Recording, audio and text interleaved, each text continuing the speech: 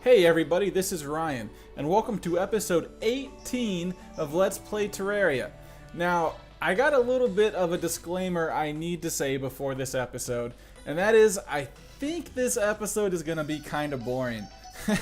And the reason for that is, I want to get that star.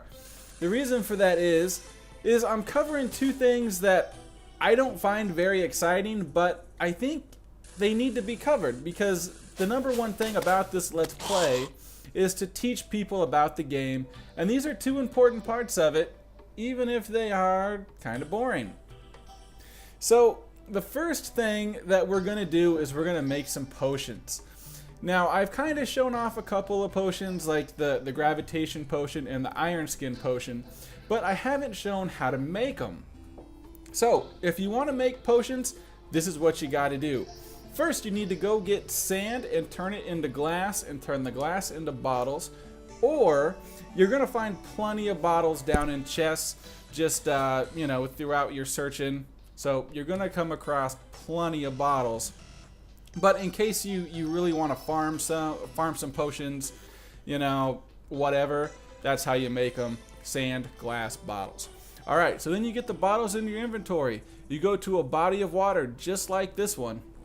And what you do is you actually go into your crafting menu.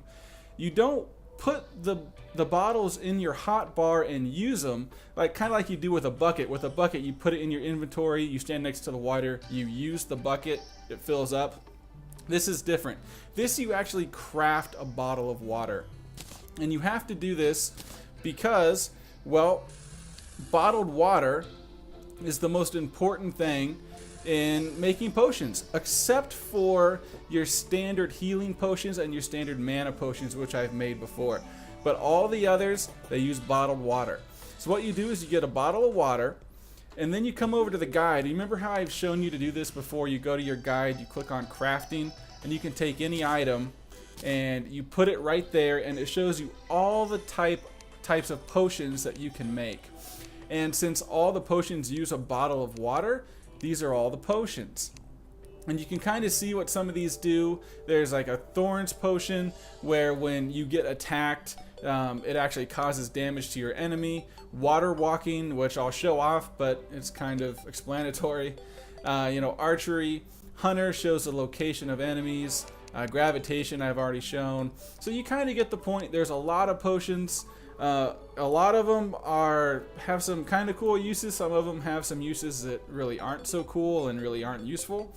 And most of the potions, I think, are useful in a boss fight, or, well, honestly, that's about it. The only potion that I think is really worthwhile is the iron skin potion, and the only time you ever really need to use that for is in a boss fight. But that's not to say potions aren't cool and you can't have fun with them. Just like the gravitation potion that I showed when I was trying to find those floating islands. That can be kind of fun to do, especially when you're playing multiplayer and you got some friends in and you guys are just messing around. All right, so this is all the potions, all the ingredients to make them. A lot of them just use plants that you find. They're not hard to get. You can very easily farm different flowers and whatnot just by running over the surface with your sword swinging. And so, that's how you make potions. And next, what I'm going to do is I'm going to show off a couple of them and just kind of show you what they do and how to use them. So I'll be right back. Alright, so we are back. We are underground and we are going to show off some potions. The first one I am going to do is water walking. You can probably figure out what exactly this one is going to do. So bottoms up, throw your hands up, tell security we about to tear this place up. And if that was half as bad as I think it was, I will definitely be editing that out. So take two. All right, so we're gonna take a water walking potion. Here we go. We got it clicked on, and look at that. We're walking on water. How amazing is that? Just think of all the incredible practical uses where you need to run across water that you can't just swim across, and you need a potion to do it. Okay, yeah, so this is one of the potions that I don't think are really that useful. But, if you say you're building something and you've kind of made a water world and you need to get from one place to the other, I mean, there are some very limited uses where you might want this, but definitely not all that practical in my opinion. But this will show off something. If you right click on the icon up here, any effect that you have put on yourself will immediately go away. So say you find something down here, you find a gold chest or whatever that you want to go get, just right click on the icon and there you go. Alright, the next one we are going to do is a Spelunker Potion. And what this one, if I can kill this enemy, oh, there we go. The Spelunker Potion, and I click on it and you can kind of see this ore lights up. And this one's kind of cool. Obviously any ore, pots, treasure, it lights up so you can see it. So all this place that I had no idea had anything in it, well, now I do. And you can kind of tell what's what. You can see these are gems. Copper is really easy to tell, but the rest of them, they're kind of tricky to tell between each other, but you can do it. If you just kind of, make a mental note of what it looked like when you got it, you'll get used to it. You'll train yourself. Oh, that's iron, that's silver, etc. So that one, it's kind of useful. It can save you some time when you're mining. If you're, say you just got a shaft going straight down, you want to know what you're missing. Yeah, it can kind of be useful. The next one we got is the Featherfall Potion, and this one, if I use it, there we go. It just kind of turns down gravity a little bit, kind of like you're on the moon. You float a little bit slower, you fall a little bit slower, and actually if you push the down button, which is the S key, you fall a little bit faster. So say you're getting hit by a bat or just whatever, you can kind of get out of the situation a little bit. So it has some uses. I would say maybe the first time you go to the dungeon, this might be nice to have since you won't have a lucky horseshoe yet. This might help you out in some of those big falls. Once again, limited use. I wouldn't suggest using this to just get around, like the first time you go down caves, but maybe, you fall a lot, you have a lot of trouble. This would definitely help. Okay, and the last one I'm going to show off is the Shine Potion.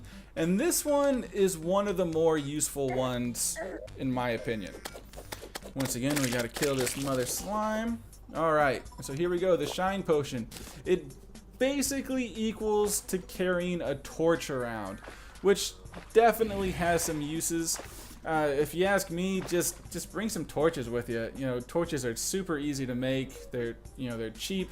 There's really no reason to not have a full stack of them when you're going out. But, say you just forgot and, you're really into it, you're really deep, you don't want to teleport back to your house, use a Shine Potion, it'll help. You can see the timer over here is going, so it doesn't last all that long. And you got to be aware that when it turns off, everything's going pitch black. So you don't want to get yourself in a bad spot where you can't see what you're doing. So those are just a couple of potions that I picked up just through chests. I haven't made any potions yet, but that kind of gives you guys an idea of what some of them do and how to make them. I'm going to include a link that has a list of all the potions, how to make them, and what they all do. So you kind of is like, oh, that'd be really cool if I could do that. Well, it's going to show you what to do. All right, and so that wraps up potions. I really hope it wasn't as boring as I think it was, but you know what? Potions are pretty boring to me, so it probably was. But thanks for watching that one, guys. All right, and so the next boring, unfun thing I wanted to show you guys is how to make an obsidian generator. Now, there's kind of another way to do this. I wouldn't exactly call it cheating, but well, it kind of is. There's a way to duplicate water. Now, that's not really my style to play the game. If that's something you want to do, by all means do it. I do not care if you want to duplicate water. That's your own business. There's nothing wrong with it. But if that's something you're interested in, I suggest you try to find another video that shows you how to do it. And the reason you'd want to do that, because then you can fill up a chamber with water without having to actually go get it. But I'm not going to cover that. If that's something you want to look up, hey, more power to you. Just, you got to find another video. But the way I make an obsidian generator is I go down to the level with lava. As you can see, that's where we're at now. And I find a good sized pool of it. It doesn't have to be huge, but it needs to have some lava in it. And this is a really good size. You see, even these other two, these might be just a little bit small. It's probably going to be more than enough, but you don't want to pick one that might be too small because, well, if it runs out, you're going to have to do some more work. So I like to pick one about this size. If it's bigger, that's great. If it's a little bit smaller, no big deal. So what I do is I find a pool of lava like this, and then I go up and I try to find a body of water or bodies of water that I can combine. And this is actually 2 bodies of water that were both pretty small. I was a little worried they wouldn't have enough, but it worked out. One of them was over here, and the other one, there we go. I was cursed, so I couldn't see very well. I was wondering why it was so dark, but there we go. One of them was right here, and the other was over here. And so what you want to do is you want to dig out a pipe just like I have here, and basically say this whole thing was filled with water. I want to leave this one row of stones right here and dig out everything else. You can make it as wide as you want. Just 2 or 3 is plenty. Obviously it has to be 2 if you're going down, 3 to go across, but you don't need to make it really wide. And so just make your pipe down towards your lava. Like when I got down here, this was actually all open. So I just used stone that I had mined. I made a wall. Pretty easy to do. And so I get down here, and one thing you kind of need to keep in mind is once you do this and release the water into the pipe, you're not going to be able to get to the other side. So just something to keep in mind that, pick the side you want to be on before you release the water. So get down here, and you want to come underneath the lava just like I've done in this one. And the reason you do that is you're using gravity. It's pretty explanatory once I actually start to mine it. So you get down here, and you want to make sure the lava is it's blocked off. You can see now there's some dirt here. This is actually obsidian that is formed, but when I first brought my water here, there was a row of stones just like this. And actually this was all blocked off too. I just dug this out to get some better flow. So there's a row of stones. You get down here, and once you're standing underneath it, you can mine these stones out without actually being in it. So you mine that, the lava and the water meet, they form obsidian, and then you can just stand here with your pick and you can mine obsidian, until your resources dry out. And obsidian is used for 2 things, I guess 3 things. You can make a potion, which we will actually make that potion. It is kind of useful, but we'll get to that. That's a teaser. We're going to get to that one in a little bit. Oh, potions are so exciting. There's a teaser. Okay, anyway. So you can use obsidian to make an obsidian skull, which lets you stand on hellstone and meteorite. You might remember when we dug out that meteorite, I couldn't stand on it because it would burn me. It's not that big of a deal with meteorite. You can kind of make your way around it. You can dig underneath it, put in a wood platform or a dirt platform, do whatever you got to do to dig it out. But when you get down to hellstone is pretty difficult to mine, and that makes it just a little bit easier. And I say a little bit easier because hellstone is a huge pain in the ass to try to mine no matter how you do it. So that's what obsidian is used for. Oh, and then of course you combine it with hellstone to make hellstone bars. Hellstone bars make some of the best equipment in the game. So there you go. That's what you need obsidian for. So you do need obsidian, and that's how you get it. One thing I should note is you need a special pick to get obsidian. You can use, I believe you can use the meteorite pick that you use, meteorite bars, make a pick. But obviously I know for sure you can use a nightmare pick. I'm 100% certain on that. You can take a look if meteorite works or not. Sorry, I should have done my research on that. But that is how you make an obsidian generator. The way you're supposed to, kinda, sorta, whatever.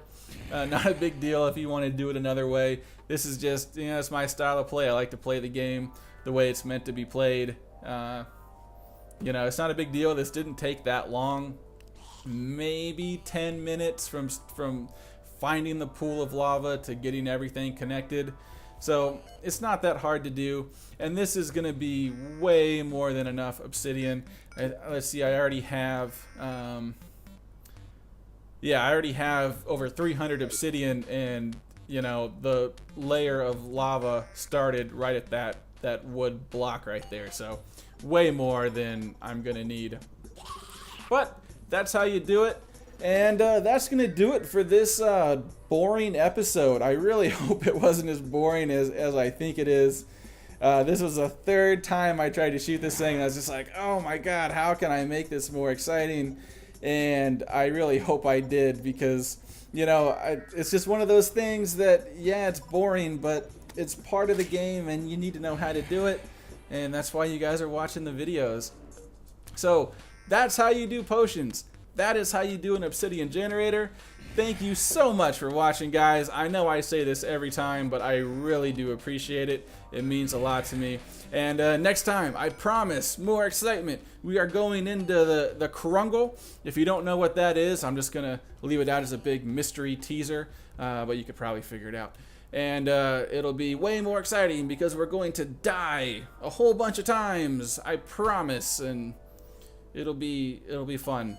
So, thanks for watching, guys. Until next time, see ya.